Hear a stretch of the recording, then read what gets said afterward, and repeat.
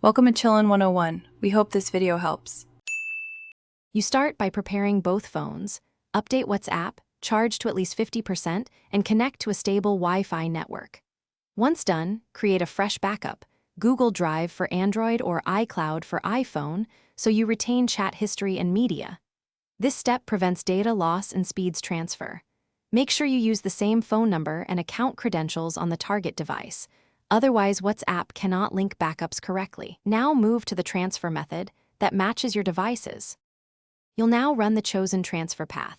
Move to iOS for Android, right arrow iPhone, Smart Switch for Samsung, or WhatsApp's QR/cable option for direct device-to-device.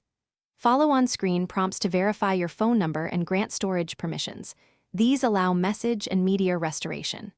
During the transfer, avoid interrupting power or network. If using Cloud Restore, select the most recent backup and tap Restore. If direct, watch the progress bar until it reaches 100. You finish by opening WhatsApp on the new device and completing account verification with your phone number. This activates the restored chats. Make sure groups, voice notes, and photos appear. If media is missing, allow a few minutes for background sync.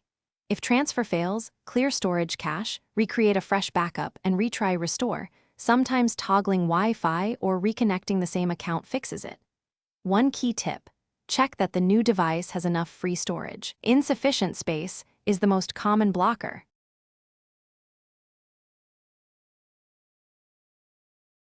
Thanks for watching.